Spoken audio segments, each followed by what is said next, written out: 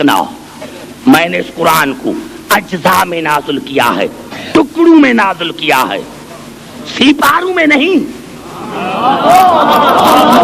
گھبرا گئے ہو نوجوانوں، گھبرانے کی کیا بات ہے؟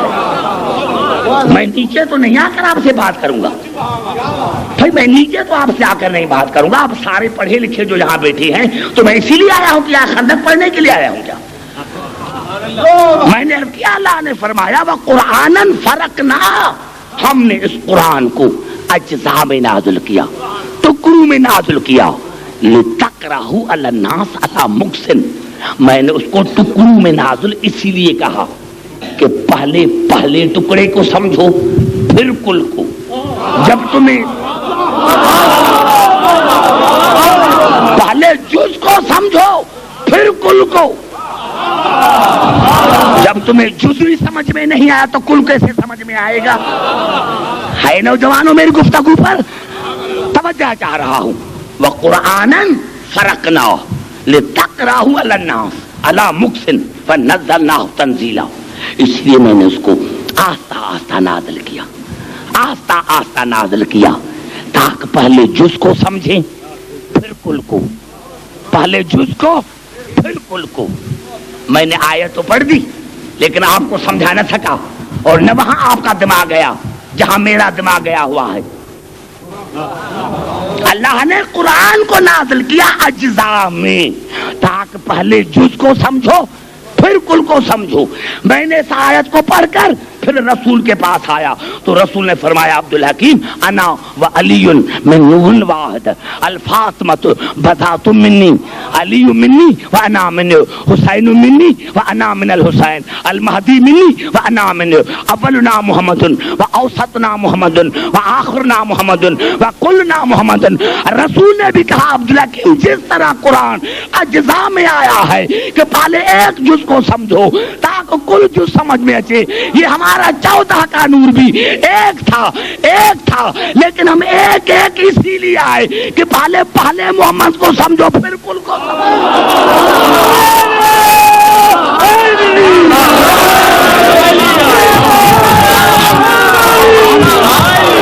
ایسے نہیں، لاہور والے خدا والے دونوں ہاتھ بلند کر کے نعرہ حیدری۔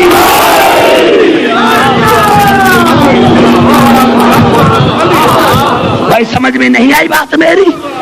ارے مرتے مر گئے، 14 برس گزر گئے ہیں، تمہیں پہلا محمد ہی سمجھ میں نہیں آیا؟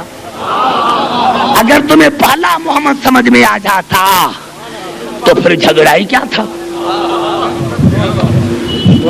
پھر نہ خلافت پر جھگڑا نہ امامت پر جھگڑا۔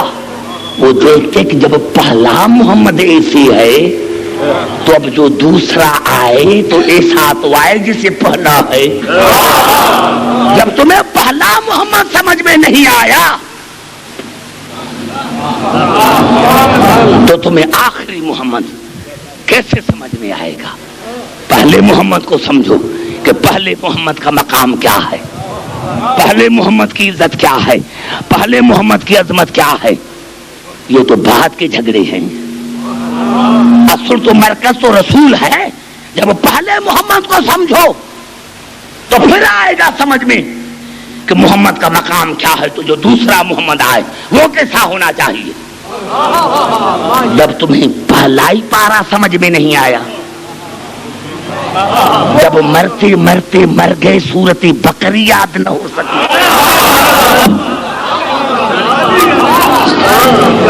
سمجھ میں آ گئی بات میرے دوستوں؟ میں نے عرض کیا جب تمہیں پہلا جز سمجھ میں نہیں آیا تو کل سمجھ میں نہیں آئے گا۔ جب تمہیں پہلا محمد سمجھ میں نہیں آیا، اب آئیے پھر قریب آ کر بات کرتا ہوں۔ درود پڑھے محمد رالے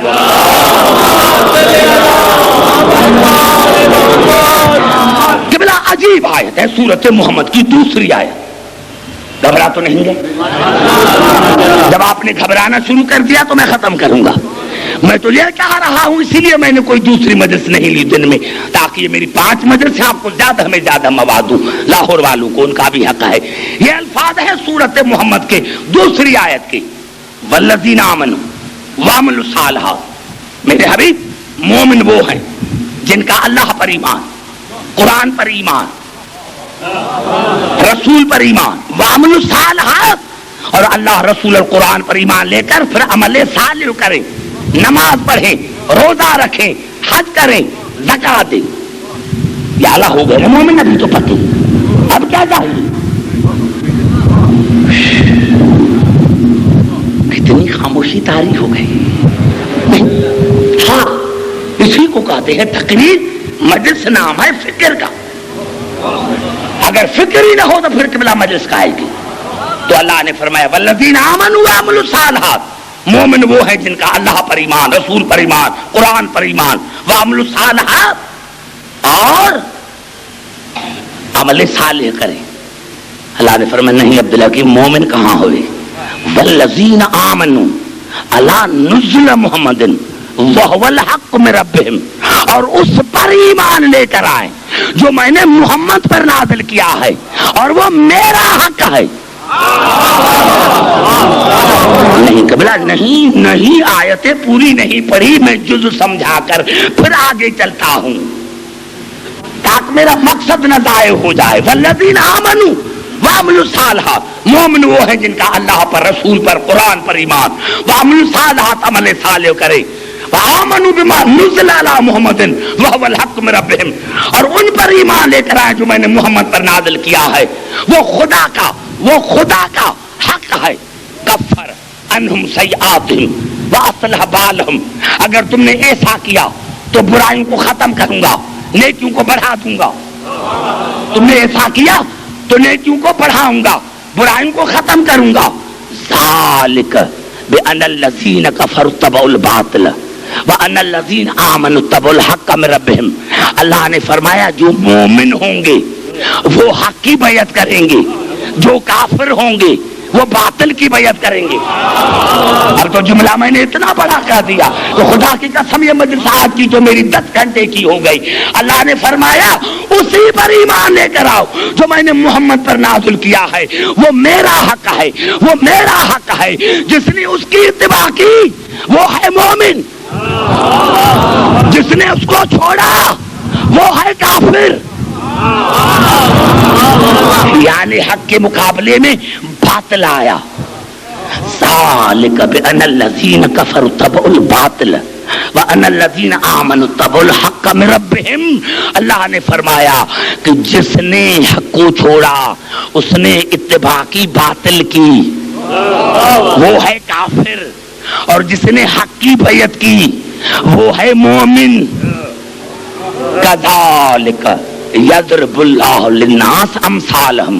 اللہ نے فرمایا یہ میں نے مثال اسی لیے دی ہے انسانوں کے لیے تاکہ ہدایت حاصل کرے. خدا کی قسم یہ جملہ کہہ کر میں چلا جاؤں تو یہ میری 20 تقریریں ہیں. اب آؤ مسلمان بھائی بتاؤ یہ قرآن کے سوا کون سا حق ہے جو اللہ نے محمد پر نازل کیا ہے؟ زبان سے بات کرو قبلہ. بھئی اللہ نے پہلے کہا مومن وہ ہے جس کا اللہ پر ایمان، قرآن پر ایمان، رسول پر ایمان، عمل صالح کرے. اور پھر کہا وآمنوا بما نزل علی محمد وهو الحق من ربهم، اسی پر ایمان لے کر آئے جو میں نے محمد پر نازل کیا اور وہ میرا حق ہے. جو اس کی اتباع کرے وہ حق پر، وہ مومن، اور جو اس کو چھوڑے اس نے باطل کی اتباع کی وہ کافر.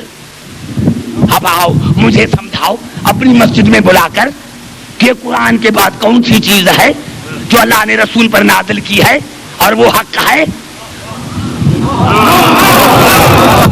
بس جو اسی حق کو چھوڑے وہ ہے باطل، جو اس حق کے مقابلے میں آئے وہ ہے باطل. اللہ کی عظمت کی قسم بزرگوں، پورے قرآن میں ایک ایسی آیت ہے، پورے قرآن میں اس آیت جیسی صرف ایک ہی آیت ہے اور وہ ہے سورۃ مائدہ کی.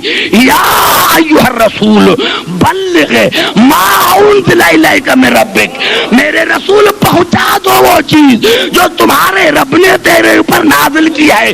تو مسلمانوں سے پوچھو کیا خدین میں رسول نے قرآن پڑھا تھا؟